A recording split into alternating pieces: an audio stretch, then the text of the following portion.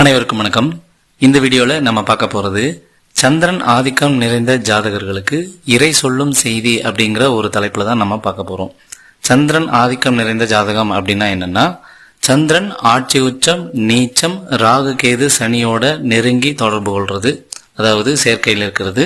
அப்படி இல்லைன்னா மரபணு ஜோதிட முறையில சந்திரனோட கர்மப்பதிவு இருக்கிறது. இந்த கேட்டகரியில இருக்கிறவங்களுக்கு சந்திரன் ஆதிக்கம் நிறைந்தது அப்படின்னு நம்ம எடுத்துக்கலாம். அதுலயும் குறிப்பா லக்னம் லக்னாதிபதியோட இந்த சந்திரன் பார்வையிலோ சேர்க்கையிலோ தொடர்புல இருக்கணும், அல்லது தசாபுத்தியோட பார்வையிலோ சேர்க்கையிலோ தொடர்புல இருக்கணும்.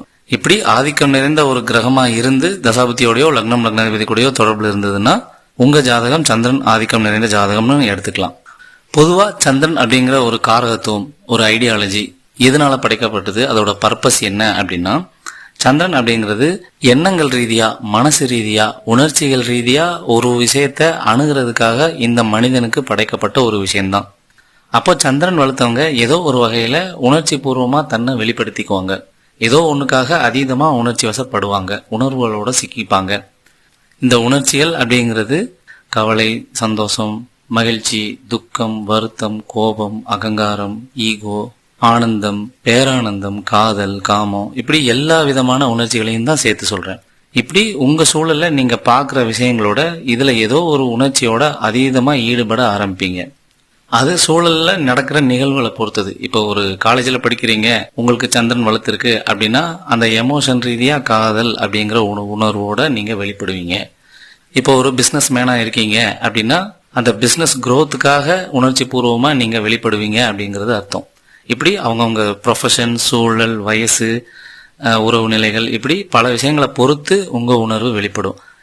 ஏதோ ஒரு விஷயத்த செய்யும் போது அந்த விஷயத்து மூலயமா ஒரு உணர்வு மேலோங்கினதான் அதை இன்னும் ஆழமா செய்ய முடியும். ஒரு குதூகலம், ஒரு மகிழ்ச்சி, ஒரு ஆனந்தம், இதெல்லாம் ஏற்பட்டாதான் அதுல தொடர்ந்து ஆழமா திரும்ப திரும்ப ஈடுபட முடியும். அப்படி ஒரு விஷயம் நடந்தாதான் நிறைய கண்டுபிடிப்புகள் நடக்கும், ஒர்க்கு நடக்கும், தேடுதல் நடக்கும், நிறைய கட்டமைப்பு நடக்கும். நிறைய மனித குலத்துல நிறைய விதமான செயல்பாடுகள் சமூகத்தில் நடக்கணும் அப்படின்னா இந்த மாதிரியான ஆழமான ஈடுபாடு வேணும். ஆழமான ஈடுபாடு வேணும்னா அதுல உணர்ச்சி பூர்வமான கனெக்ஷன் வேணும், ஒரு சந்தோஷம் வரணும். அதுக்காக தான் இயற்கை உணர்ச்சிகள் பீக்காகிற பல மனிதர்களை படைச்சிருக்கு.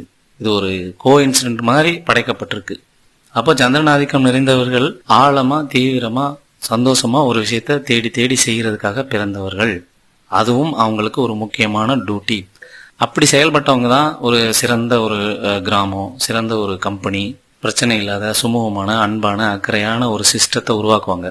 அது சமூகமா இருக்கலாம், குடும்பமா இருக்கலாம், ஒரு கோவிலா இருக்கலாம், அல்லது ஒரு அரசியல் கட்டமைப்பா இருக்கலாம், எது வேணாலும் இருக்கலாம். அன்போட, உணர்வு பூர்வமா, அக்கறையோட ஒரு விஷயத்த உருவாக்குறாங்க, தீவிரமா தேடி போறாங்க அப்படின்னாலே அங்க சந்திரன் வளர்த்தவர்கள் இருப்பாங்க. அப்படியான செயல்கள் செய்யறதுக்கு நீங்க பிறந்திருக்கீங்கன்னு அர்த்தம். அப்போ நீங்க விருப்பமா ஈடுபடுறதுக்கு ஒரு சிறந்த தொழிலையோ, வேலையோ, அல்லது ஒரு சமூக நடவடிக்கையோ, பொது காரியங்களோ, சேவையோ ஏதோ ஒன்று தேர்ந்தெடுத்துக்குங்க. அது சின்ன விஷயமா கூட இருக்கலாம், பெரிய விஷயமா கூட இருக்கலாம். அது உங்க சாய்ஸ். இயற்கைக்கு சின்னது பெருசுன்றது இல்லை. அது மூலயமா நம்ம என்ன உணர்வுல இந்த வெளி உலகத்துல நம்ம வெளிப்படுறோம் அப்படிங்கிறது தான் முக்கியம். அதைத்தான் இந்த பிரபஞ்சம் கவனிக்கும், அதைத்தான் கர்மாவும் செயல்படுத்தும். அப்போ சரியான விஷயங்களை தேர்ந்தெடுத்து அதுல ஆழமா ஈடுபடுறதுக்கு சந்திரன் வளர்த்தவர்கள் தகுதியானவர்கள்.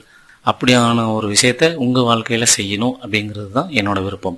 இப்போ இதுல இறை சொல்ற செய்தி என்ன அப்படின்னா, உணர்ச்சியில நிலைக்க கூடாது அப்படிங்கிறது இறை சொல்ற செய்தி. ஏன் அப்படி சொல்றோம் அப்படின்னா, உணர்ச்சிகள் அப்படிங்கிறது மேலோங்கணும், அப்புறம் குறைஞ்சிடணும், நார்மலைஸ் ஆகிடணும். நிலைக்க கூடாது அப்படிங்கிறது விதி. அப்பப்ப வரும், அப்பப்ப போயிடும், அப்பப்ப கூடும், அப்பப்ப குறைஞ்சிரும். நிலை இல்லாத ஒண்ணு அப்படிங்கிறது அர்த்தம். அந்த சந்திரனோட கேரக்டர் என்ன பண்ணும்னா அதுலேயே நிலைத்திருக்க செய்யும். அப்படி நிலைச்சிங்க அப்படின்னா அந்த நெகட்டிவிட்டியை அதிகமா உங்களுக்குள்ள எடுத்துப்பீங்க. அதை பத்தியே மண்டைக்குள்ள ஓட்டிக்கிட்டே இருப்பீங்க. அது மூலயமா நிறைய ஏமாற்றங்கள், வாக்குவாதம், சண்டை, பணம் வேஸ்ட், எனர்ஜி வேஸ்ட், இப்படி நிறைய விதமான நெகட்டிவிட்டிஸ் கண்டினியூ ஆகுறதுக்கு வாய்ப்பு உண்டு. ஆனா இதுல பிரச்சனை என்ன அப்படின்னா, சந்திரனாதிக்கம் நிறைந்தவங்க அந்த உணர்ச்சி வசப்பட்ட நிலையில இருந்து வாழ்க்கைக்கான முடிவுகளை எடுத்துடுறாங்க. நபர்களை சூஸ் பண்ணிடுறாங்க, அல்லது நபர்களை ரிஜெக்ட் பண்ணிடுறாங்க. இனிமே எவனையும் நம்பக்கூடாது, யாருக்கும் பொறுப்பேற்றுக்க கூடாது, யாருக்கும் பணம் கொடுக்கூடாதுன்னு ஏதோ ஒரு டிசிஷன் எடுக்க வேண்டியது. இது மட்டும்தான் நிரந்தரம், இது மட்டும்தான் நிலை அப்படின்னு அந்த ஒரு சுச்சுவேஷன்ல ஒரு மைண்ட் செட் கொண்டு வந்துடுறாங்க அப்படிங்கறது தான் நம்ம சொல்ல வர்றோம்.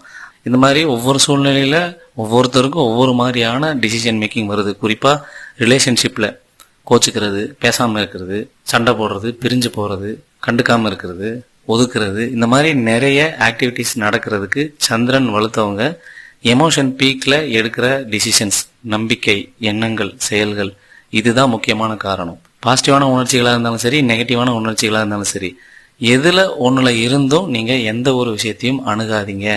அது அந்த நேரத்துக்கு சரி, அந்த நேரத்துக்கு பக்காவாக இருக்கிறதா தோணும். ஆனால் நார்மலைஸ் ஆனதுக்கப்புறம், யதார்த்த வாழ்க்கைக்கு வந்ததுக்கப்புறம் அது அப்படி தோணாது அப்படிங்கிறத தான் நம்ம அழுத்தி சொல்கிறோம். இதுதான் இறை சொல்கிற செய்தி. இதை சந்திரன் ஆதிக்கம் நிறைந்தவர்கள் கடைபிடிச்சிட்டாங்க அப்படின்னா அவங்களுக்கு மேஜர் இஷ்யூஸ் வராது, மேஜர் பிரச்சனைகள் வராது, யார்கிட்டையும் கோச்சிக்க மாட்டாங்க, ரிலேஷன்ஷிப் நல்லா இருக்கும், சரியான டிசிஷனை எடுத்து சிறந்த வாழ்க்கையை நோக்கி போக ஆரம்பிச்சிருவாங்க. இதுதான் சந்திரன் ஆதிக்கம் நிறைந்தவர்களுக்கு இறை சொல்லும் செய்தி. நான் பல வீடியோக்களில் சொல்லியிருக்கேன், இப்போ இருக்கிற சமூக கட்டமைப்பு ஒரு தனி மனிதனோட ஜாதகத்தில் இருக்க கர்மாவை கூட்டுற மாதிரியான அமைப்பில் தான் இருக்குது. அப்படியான கட்டமைப்பில் நம்மளும் ஒரு பங்காக தான் இருக்கோம். ஸோ அதனால் சரியான வகையில் சமூகம் போகணும், அதுக்கு நீங்களும் ஒரு பகுதியாக இருக்கணும். அந்த தேடுதல் முடிஞ்சதுக்கப்புறம் நார்மலைஸ் ஆகிக்குங்க, ஒரு சாதாரண எளிமையான வாழ்க்கையை வாழுங்க. இந்த மாதிரி உங்கள் ஜாதகத்தில் எந்தெந்த கிரகம் எப்படி எப்படி செயல்படும், உங்கள் ஜாதகத்தை பற்றின முழுமையான ஒரு ப்ளூ பிரிண்ட் மாதிரியான ஆடியோ ரெக்கார்ட் வேணும் அப்படின்னா நம்மளை தொடர்பு கொள்ளுங்க. அல்லது வேலை தொழில் சம்மந்தப்பட்ட பொதுவான கைடன்ஸ், அந்த எக்கனாமிக் சம்மந்தப்பட்ட பொதுவான கைடன்ஸ் வேணும் அப்படின்னா நம்மளை தொடர்பு கொள்ளுங்க. அடுத்த வீடியோவில் பார்க்கலாம். நன்றி.